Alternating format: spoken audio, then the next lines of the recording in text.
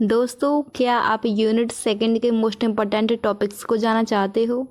क्या आप important question को जानना चाहते हो? क्या आप इम्पोर्टेंट क्वेश्चन से कैसे घुमा फिरा कर क्वेश्चन पूछा जा सकता है ये जानना चाहते हो?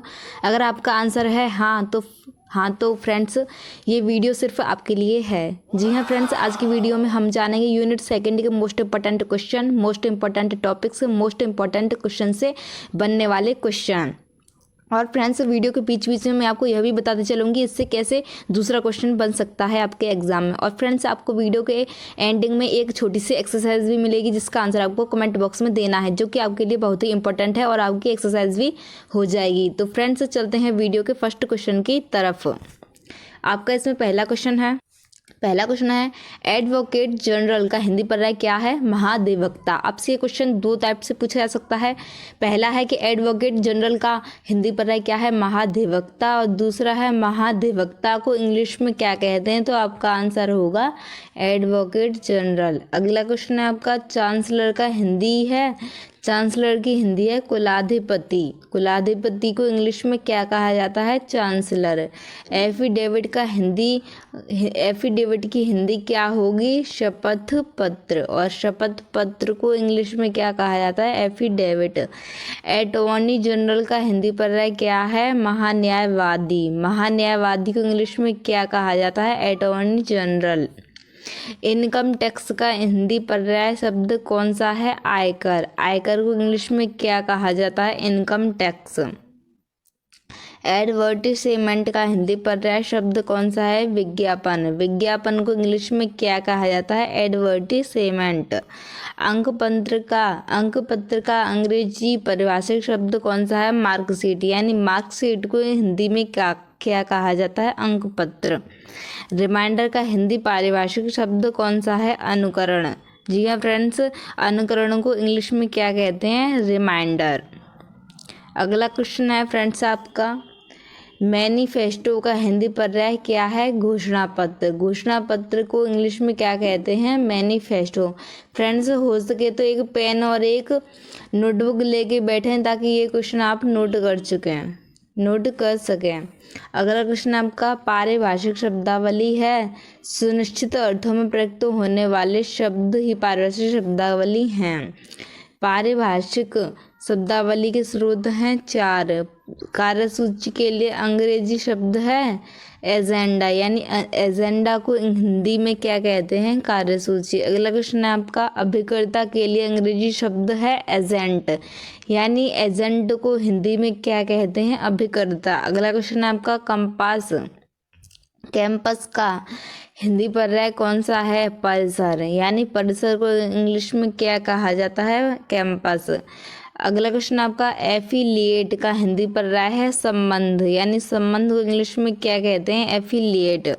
एड्रेस का हिंदी पर्याय है पता। यानी पता को अंग्रेजी में क्या कहते हैं? एड्रेस। पोस्ट का हिंदी पर्याय है डाक, चौकी, पद।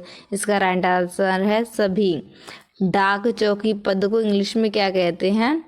पोस्ट। प्लेस का हिंदी पर्याय है गिरवी। यानी गिरवी को इंग्लिश में क्या कहते हैं? प्लेस। प्रोबेशन का हिंदी पर्याय है परिवीक्षा काल। परिवीक्षा काल को इंग्लिश में क्या कहते हैं? प्रोबेशन। एजेंसी का हिंदी पर्याय है अभिकरण। एजेंसी का हिंदी पर्याय है अभिकरण। रिमाइंडर का हिंदी अर्थ है अनुस्मारक। यानी अनुस्मारक को हिंदी में क्या कहते हैं? रिमाइंडर। एडहॉक का हिंदी पर्याय है तदर्थ। तदर्थ को इंग्लिश में क्या कहते हैं? एडहॉक। अनुबंध के लिए अंग्रेजी शब्द है कॉन्ट्रैक्ट। यानी कॉन्ट्रैक्ट को हिंदी में क्या कहते हैं? अनुबंध। कॉन्ट्रैक्ट का पारिभाषिक अर्थ क्या होता है? संविदा।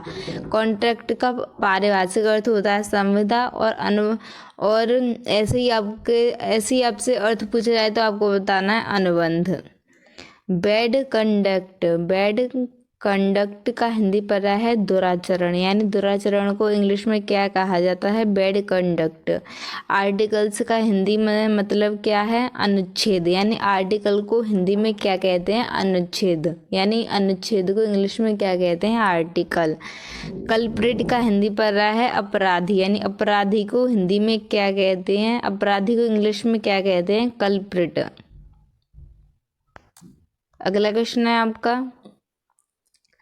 अनुपालन को अंग्रेजी में क्या कहते हैं? कॉम्प्लियंस। कॉम्प्लियंस को हिंदी में क्या कहते हैं? अनुपालन। एविडेंस का हिंदी पर रहा है गवाही, गवाही को हिंदी इंग्लिश में क्या कहते हैं? एविडेंस। अधिकार क्षेत्र में अंग्रेजी में, अधिकार क्षेत्र को अंग्रेजी में क्या कहते हैं? जर्सडिक्शन। जर्सडिक्शन को हिंदी में क्या कहते हैं? अधिकार क्षेत्र। ऑफेंडर का हिंदी पर रहा है अपराधी। महाभियोग को अंग्रेजी में क्या कहते हैं? इम्पीच। अधिवक्ता, अधिवक्ता को अंग्रेजी में क्या कहते हैं? एडवोकेट। क्या कहते हैं? एडवोकेट। फाइनेंस ऑफिसर को हिंदी में क्या कहते हैं? वित्त अधिकारी, यानी वित्त अधिकारी को इंग्लिश में क्या कहते हैं? Finance officer. न्यायमूर्ति को अंग्रेजी में क्या कहते हैं? जस्टिस, यानी जस्टिस को हिंदी में क्या कहते हैं? न्यायमूर्ति। महाप्रबंधक को अंग्रेजी में क्या कहते हैं? General manager. जनरल मैनेजर को हिंदी में क्या कहते हैं? महाप्रबंधक। वाइस प्रेसिडेंट का हिंदी अर्थ है उपराष्ट्रपति, यानी उपराष्ट्रपति को इंग्लिश में क्या कहते हैं? Vice president. अगला क्वेश्चन है आपका, एडॉप्ट का हिंदी अर्थ क्या होगा? एडॉप्ट का हिंदी अर्थ होगा अंगीकार करना या स्वीकार करना। प्रशासन को अंग्रेजी में क्या कहते हैं? एडमिनिस्ट्रेशन। एडमिनिस्ट्रेशन को हिंदी में क्या कहते हैं? प्रशासन। एजेंडा का हिंदी अर्थ है कार्यसूची। अधिवासी को अंग्रेजी में क्या कहते हैं? डोमिसाइल्ड।